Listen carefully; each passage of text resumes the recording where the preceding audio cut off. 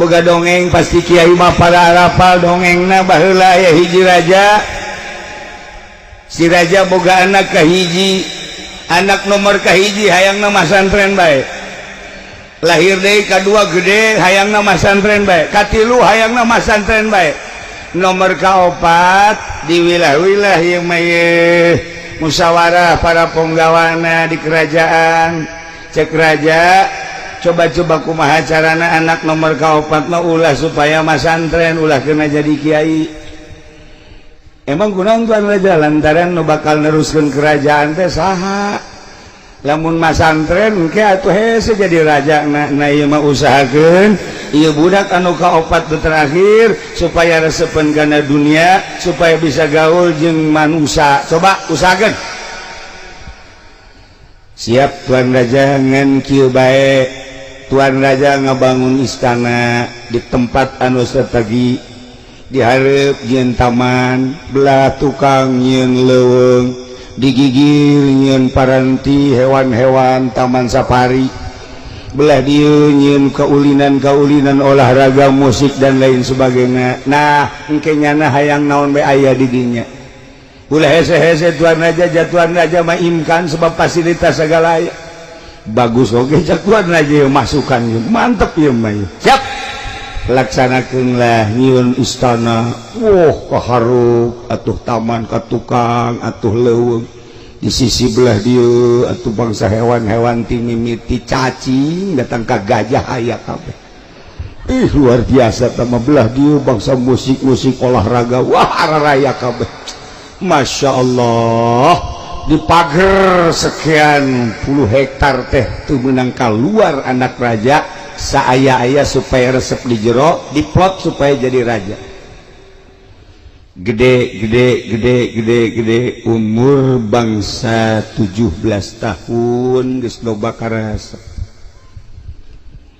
cek manehanana ieu karesep lu aya di dieu geus beak kabeh di ulinan hayang taman aya di hareup leuweung di tukang gugunungan aya kabeh hewan-hewan ti mimiti cacing datang ke segala rupa aya musik dangdut ambual aya loba eta mah kos kitu mah boro-boro di istana di Cisoka ge ambual aya hambalaya kabeh. Nah nanya ai ieu si di luareun tembok aya naon sih nu sabenerna cik eta penggawana di luareun tembok mah loba manusia cacah tama kos kitu kumaha mun kuring kaluar hayang nyaho ulah sok cacampuran jeung jelema leutik teu bagus henteu hayang nyaho beh ulah coba aya naon di luar lamun hayang kaluar kudu bebeja heula ka bapa jung bebeja coba minta keluar gitu minta izin akhirnya minta izin ke tuan raja yang keluar diizinan kade aping ulah lilatei keluar tina tembok ningali citra horega dia walau badu buukna beureum sabelah anting gede sabelah ditanyaan ku nyana ieu mana urang panggang cenah iya orang Cisoka Gusti Allah orang mengkeluk nama orang dia kene Masya Allah di tangan orang Belaraja ayah 3 raksa ayah orang pasar kemis doang Gusti Allah doaku pinuh kudu kararitu ai praktek eta anak raja teh neuleuh di handapeun jembatan digigir aya aki-aki kira-kira umur 80 tahun belah ditu aya nini sarua eta aki-aki teh nya bengkinya bongkok mata cileuhan teh kira-kira cileuh segede poleca dina irung keluar leho di dieu keluar curek aduh nya ngacai bae teh Gusti Allah baunya luar biasa di luhur loba anu nguang naon teh lalir dasar osok merenya ho Gusti Allah lagu cek tuan raja cek anak raja teh itu diri jeung aki-aki ku akur jasa cek jalan teh aja ka penggawana ai eta teh nu kos kitu teh khusus jang manehna apa umum manusia lamun geus kolot biasana sok kitu. Jadi jawab ceng ulah sok nanya nu kos kitu loba biduan di jero ieu urang nonton orkes bayu henteu cek jalan ieu mah hayang nyaho eta khusus jang manusia khusus jang nyana apa umumna manusia mun geus kolot lolobana kos kitu.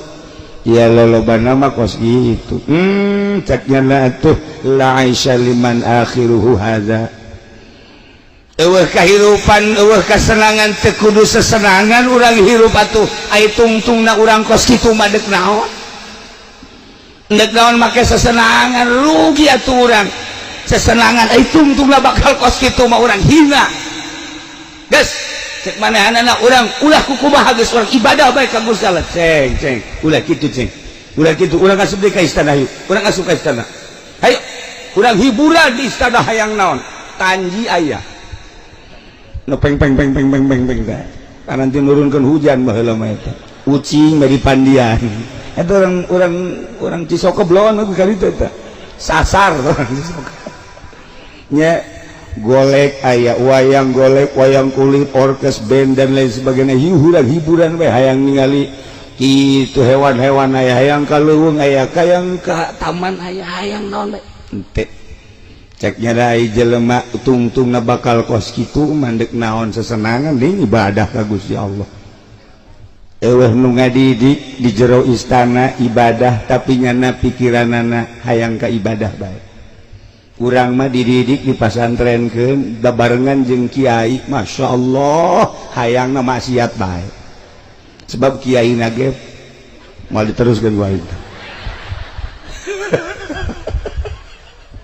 sebab di dia aya kiai malulu nu karitu maksudna tanya ku tuan raja kumaha budak waduh tuan raja ulah deui diizinan keluar ai kitu diceritakan sakumaha tadi neuleuh aki-aki nini akibat tina deuleuhan eta akhirna nyana hayang ibadah bae cek nya deuk laun sesenangan atuh hirup ai tungtung nama bakal tungtung bakal kos kitu mah ayeuna tuh teu daekeun kaluar endahannya kelantas bebe duh cek tuan raja cilaka ieu mah bisa jadi raja budak geus coba didik dia rayu supaya resekeun kana dunia coba dirayu diajak awewe loba jasa di jero istana ngahaja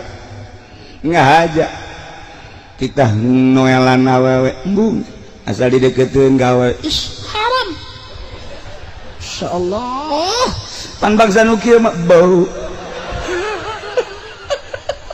borok keur ora kuari bae asal leupas bae ti kula tuh geus mantak dibawa bae ge geus bawa leupas bloh jasa budak teh menang lepas ya Allah ya Rabb janama dibere parawan bung dibere Lampung nu putih nu gede adat embung tetep dibere Brebes hideung komo tah macet dibere jahe Cisoka henteu tidak Gusti Allah tidak ekit geus bingung bapak dage kok kieu teh jadi budak saha nu ngadidik masyaallah babarieun Gusti Allah mah lamun Kangjeng Rasul saha nu ngadidik nu apal Kangjeng Nabi Musa saha nu ngadidik apal Kangjeng Nabi Ibrahim saha nu ngadidik di tengah-tengah kehidupan anu biadab luar biasa dijemas jelema sesembahan ka batu ka kayu ka makhluk tapi Gusti Allah membahas segala-galana dek ngangkat Nabi jeung Rasul babarieun dek ngangkat wali babarieun Gusti Allah mah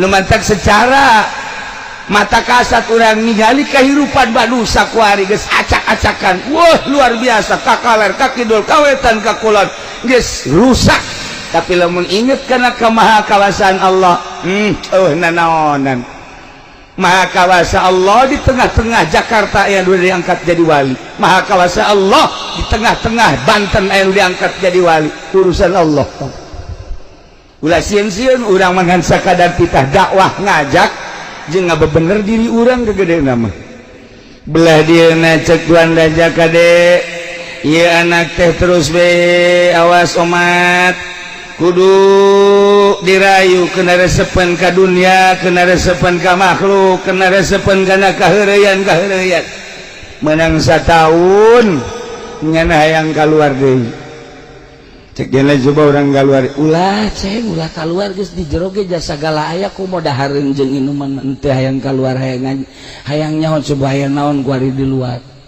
keluar deui masyaallah loba kaheureuyan karesep jeung sajabana nu di deuleu kunyana aya budak ngora umur 20 tahun ya Allah belah ditu gadis umur 20 tahun wih wah ngan eta budak ngora pemuda jeung gadis teh gering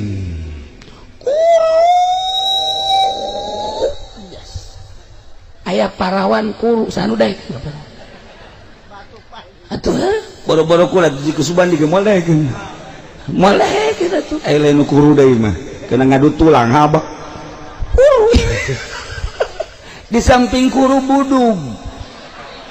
budug saawak-awak baheula sok dicaritakeun santri budug deuleu ku ari santri sakitu karasepna artis eleh ku santri santri mah loba cedaan ku ari santri naon kitu artis mah loba cedaan santri mah cedana lebih loba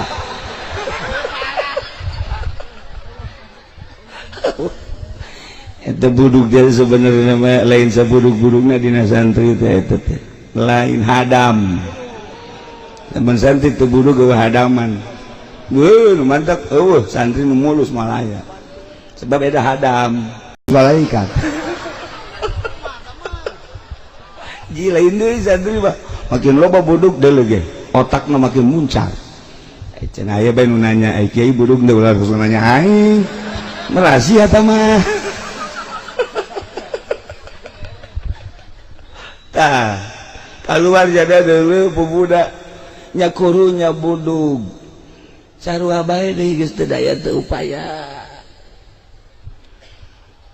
nyana nanya ai itu umur sabaraha tahun eta umur 20 pemuda keneh itu gadis keneh cek nya pan eta jangan ngeluk bae kunaon itu marod gering gitu eta teh khusus jangnana doang tetep pemuda gering atau jelema ge osok gering pemuda keneh atuh osok sarua bae jadi lain khusus yang nanya tak gering model kos itu lain jadi sasahage kadang-kadang diberi gering model kos itu atul Aisyah liman akhiruhu kaza nek lawan sesenangna lah tu urang ai tungtung manusia kos kitu mah atawa lolobana manusia mun diberi gering kos kitu teh hayang kula mah uulinan lantaran kumaha mun gering eta terus bae kula mandek ibadah bae ka Gusti Allah ceng geus ulah nelen-nelen nu kitu deuleu tuh atuh turun nu cambrok tuh nya cembrok nah bahasana teh cembrok kula ge eta kakereng nyahok wae teh cembrok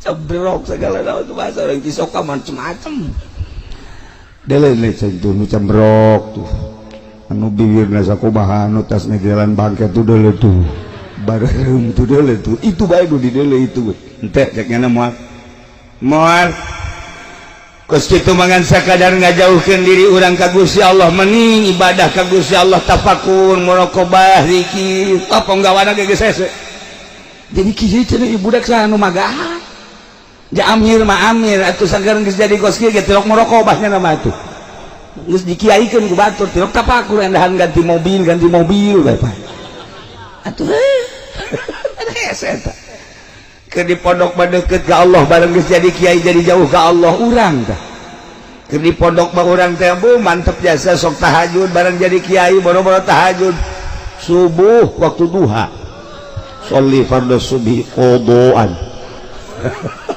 atuh siap buku batur geus beres jasa tah nyaho ku kula pan di telepon orang berangkat ke heula naon duha heula kula percaya bae cak babaturan lain duha kiai kunaon make kunut ngan di dieu teu beres ya Allah izarah makawali diajak ku kula izarah ka makum wali biasa diajak zikir cek ngeunah subuh jam 7 ya ieu potongan geus teu beres. Nah barang balik deui ka jero istana ditanya ku raja seperti kitu. Tuan raja ge bingung geus harapal jeraing anak ieu kok jadi kieu ieu anak, kok bisa tiresepen sakitu fasilitas aya segala rupa di jero istana, kendaraan mangis puguh, musik geus puguh loba jasa, kaheureyan ambalaya dahareun inuman hayang mabok ge dipersilahkeun ku tuan raja. Kok teu beukiun sih endahan ibadah ka Gusti Allah, saha guruna maha kawasa Allah. Ya Allah ya Rabb, setahun dirayu bae supaya resepen kana dunia, terus bae dirayu tetep bae nyana asal bada maghrib geus cek lantas bae. Kinur Jaya ge osok nih lantas bae ngandek dijual. Ini pakai dijual. Ya Allah ya Rabbi. Nah menang satahun deui nyana hayang kaluar deui. Ulah lah tek boga ulah.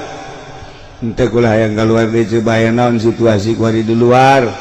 Sok kaluar, pas kaluar di istana aya nu keur di panggung. Nyana nanya itu naon pasaran, pasaran teh naon tempat mait, di jerona aya naon aya maitan, bisa teu dieureunkeun naon sekarang dieureunkeun sagala, coba eureunkeun dik naon ulah yang ngobrol jeung mait, atuh mait teh bisa ngobrol paeh ngaranna teu eureunkeun dasar anak raja atuh dieureunkeun ceng nu keur manggul mait eureun anak raja hayang neuleuh. Wah, asana sholawat gede ya. Tuh, bangsa Nur Jaya makan ka sholawat banyak. Emang ngeres otaknya, tersumbat hatinya nama kau gitu. Ada sekelilingna, dulur-dulurna, cari kabeh. Cek ada tuan raja bisa ente dibukai, atau bisa coba buka, dibuka. Oh, iya naon ya, iya mayit. Ai mayit teh naon? Mayit teh bangke. Bangke dosa, urang teh bakal pae. Urang bakal pae kos kieu. Dieu. Coba buka huluna cek kana. Dibuka hulu. Diajak ngobrol gunjan, "Hei mayit. Ai sia kunaon pae?" Hah? Sia kunaon pae? Jeung sia di ka mana tuh? Di ka mana sia? Cak anu nganter ke anak raja jadi edan kieu. Kunaon aja ngobrol jeung mayit. Aing mah lamun ngobrol jeung parawan, ngobrol jeung gadis, ngobrol jeung jahe, pokoknya mah datang ku kumaha ge ku aing dianter sebab pasti aya bonus jangan. Kos kieu pan. Tetep kunyana diajakan ngobrol bae. Hei mayit, kunaon siapa jeung si andek dibawa ka mana? Dicekel kudu nganter ceng. Ieu mah moal bisa ngomong, setiap jelema anu paeh moal bisa diajak ngobrol sebab geus eueuh rohan. Aji ieu dik dibawa ka mana? Dek dibawa ka imahnya. Imahna di mana? Tuh di leuweung gede leutik imahna lah saukuran bangsa sameter leuwih. Bisa teu kula milu ka ditu? Bisa. Ayo kula milu ka ditu. Ceng mending nonton orkes yuk. Cak jadi di urang hiburan bae bakal ka kuburan mah. Nu paranti ka kuburan mah santri sama maca yasin gitu ke dibayar, maca yasin ke dibayar, aya nu ikhlas keur didinya mah di pondok ngomong bae pan sial jasa aing teu kabayar.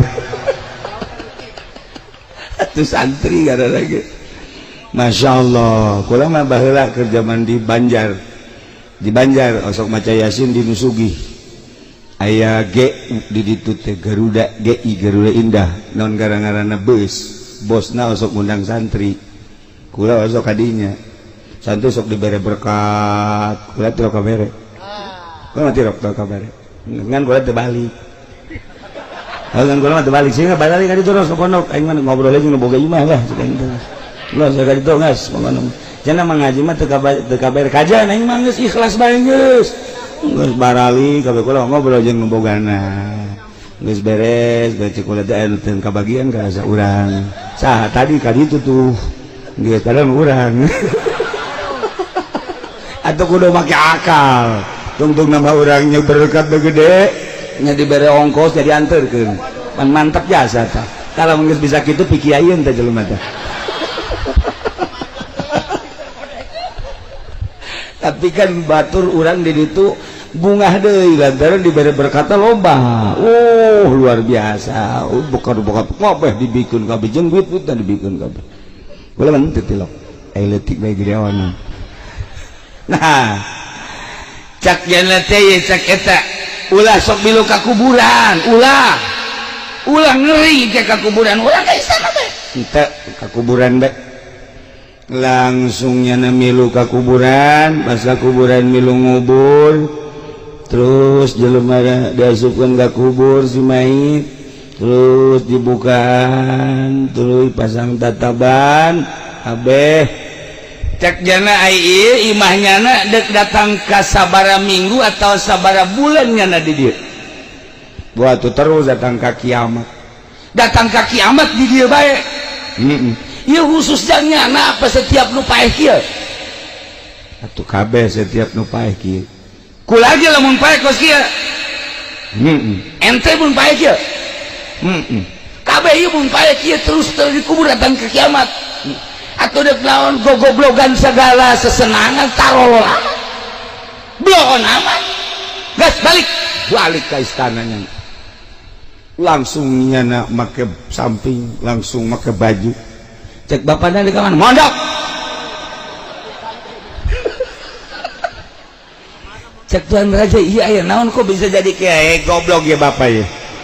Bapak tolol, bapak goblok kunaon jelema tungtungna bakal paeh kos sesenangan bae ai bapak goblok sia. Carekan ku jana. Tuh, beuleuh jelema paeh. Dikubur datang ka kiamat teu hudang deui. Oh, besi kada sesenangan bae. Tolol jelema hayang jadi raja. Tolol jelema hayang jadi bupati. Goblok jelema hayang jadi lurah. Goblok lah. Jelema hayang jadi lurah. Goblok.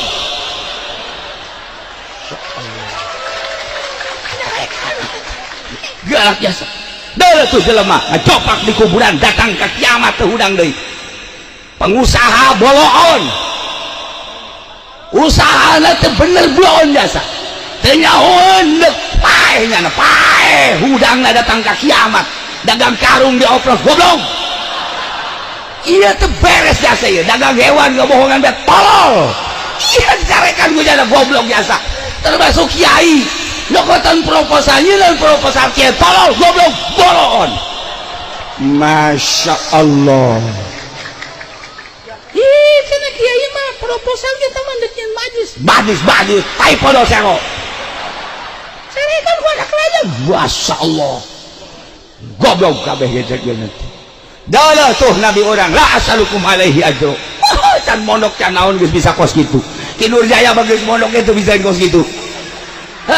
Pohara anak raja ngamuk, anak raja kuabeh dicarekan pejabat goblok tenyahoeun ka paeh nyana tuh deuleuh kuburan saknyana jelema geus ngariguk di kuburan hudangna datang ka kiamat teu boga polo jelema lamun basi keneh ngajabat terus korupsi bae teu ngurusan di adab rakyat goblok tolol bolot bego.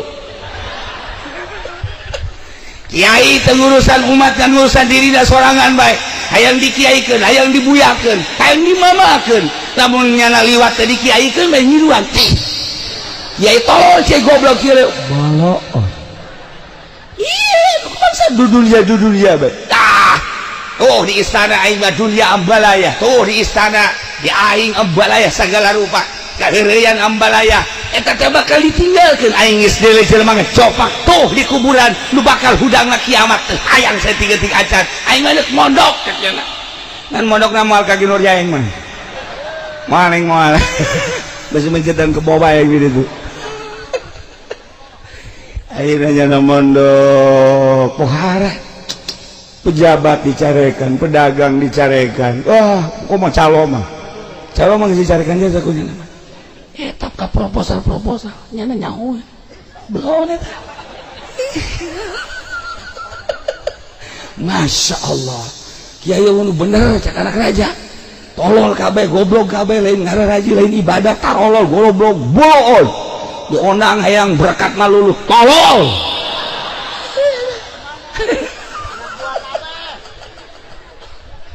Masya Allah galak-galak di anak raja kunaon eta lantaran diciptakeun ku Gusti Allah dek jadi wali dikondisikan di jero kerajaan istana dibangun keindahan dibangun kemewahan dibangun dunia jeung sajabana dipetakeun tapi Allah dek angkat dirina jadi wali Allah diberi terus sepeta kena dunia diberi terus sepeta hubungan jeung makhluk qalbuhu mu'allakun bil masajid hatana nyantel bae ka masjid